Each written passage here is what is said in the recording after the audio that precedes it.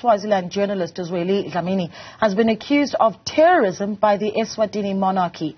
The events date back to 2021, where the monarchy was shaken by pro-democracy protests where dozens of civilians were killed. The eSwatini government accuses Dlamini's publication, Swaziland News, of supporting the Swaziland International Solidarity Forces during the protest. They've now asked the Mpumalanga High Court in South Africa to intervene. We are joined in studio now by journalist Mr. Zweli Dlamini, the editor of Swaziland News. Mr. Dlamini, a good morning to you. Thank you so much for joining us. Thank you, Naledi. Thank you for having me. I really appreciate it. We appreciate it. I think if we can start perhaps at the beginning of what we understand to be the beginning of your conflict or tension with the eSwatini government. Take us back to 2021 and the role that you played, as is alleged by the government, and your perception of the role that you played in those pro-democracy protests.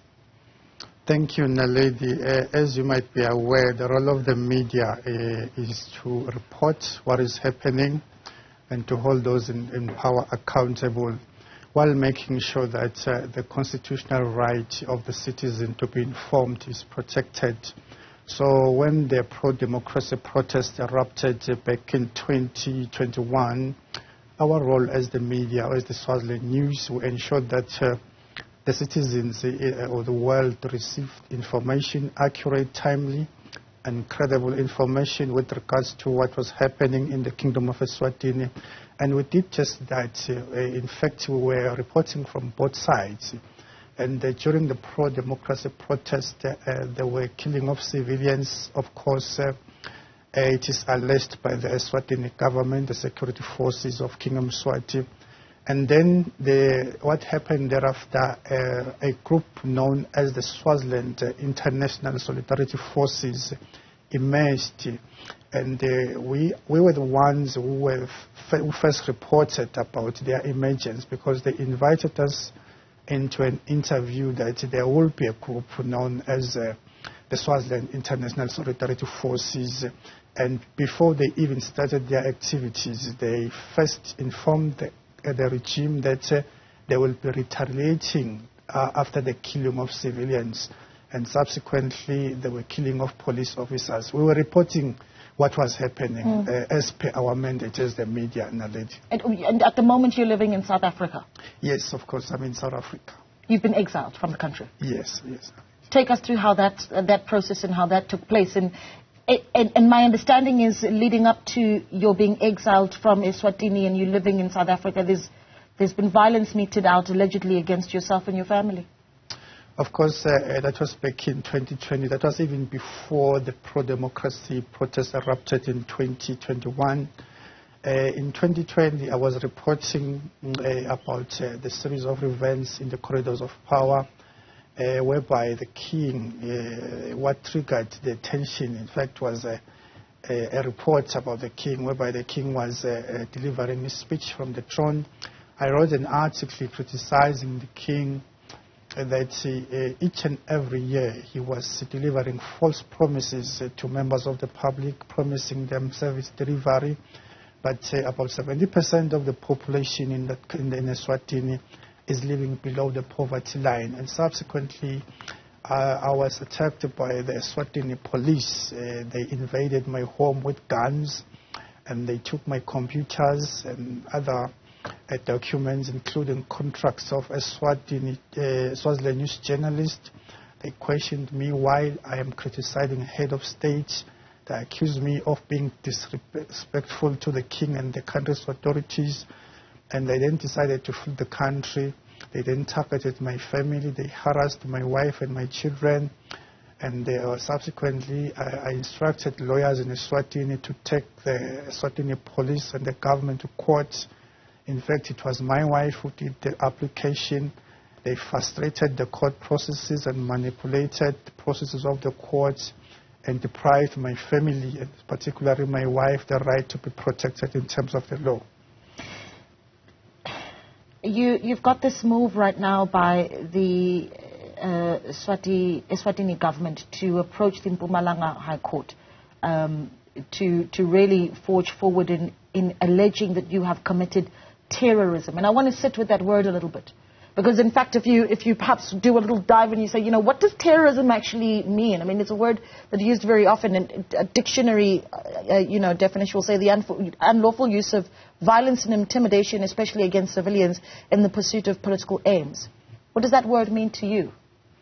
Thank you, Naledi. Without getting into the merits of the case it is pending before courts, maybe let me state that in Eswatini, the Suppression of Terrorism Act of 2008 is being used against dissenting views. It is being used against political activists and human rights defenders, and of course to target journalists who are critical of the regime. So terrorism is a very, very serious crime in terms of international law.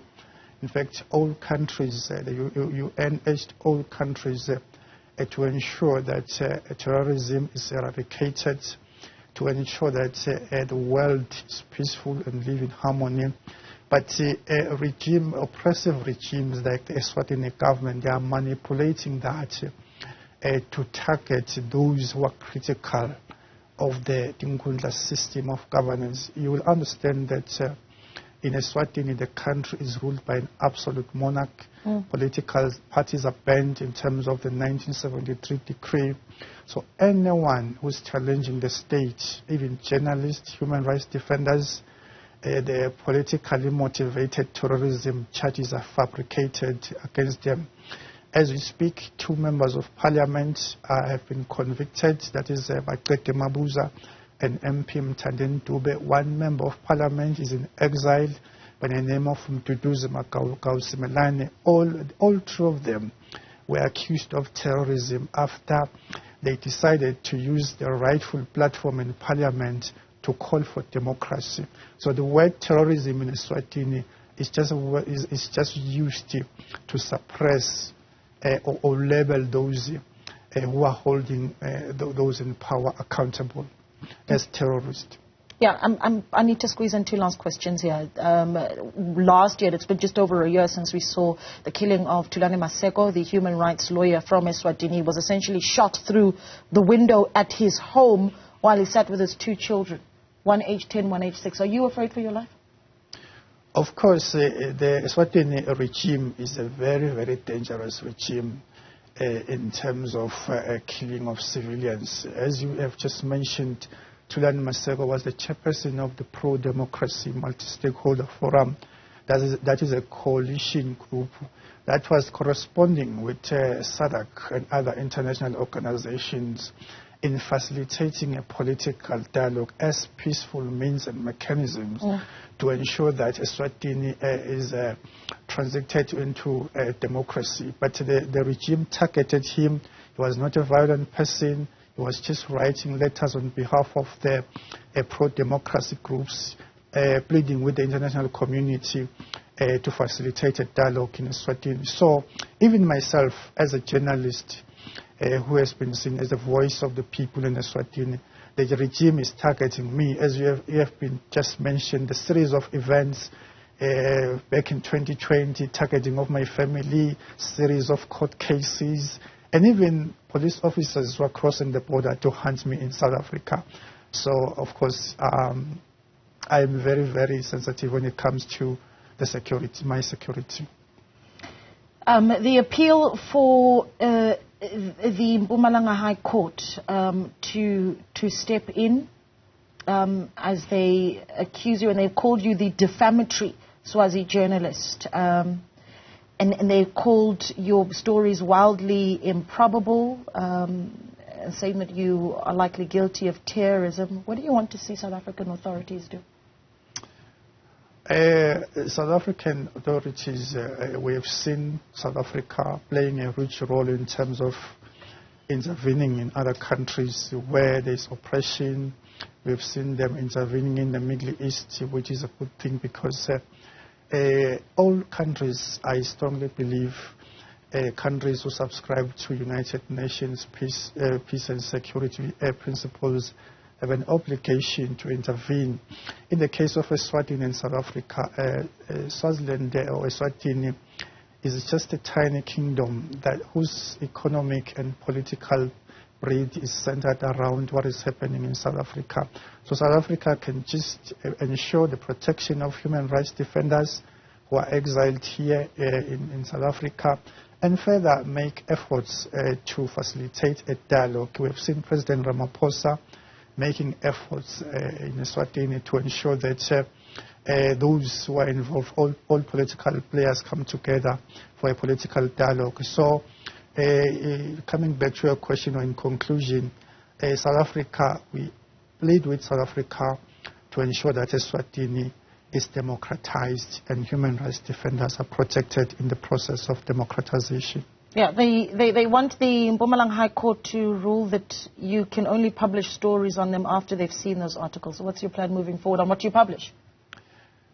I think that is a matter that is before court. Okay. I may not want to comment because I'm yet to argue it in court.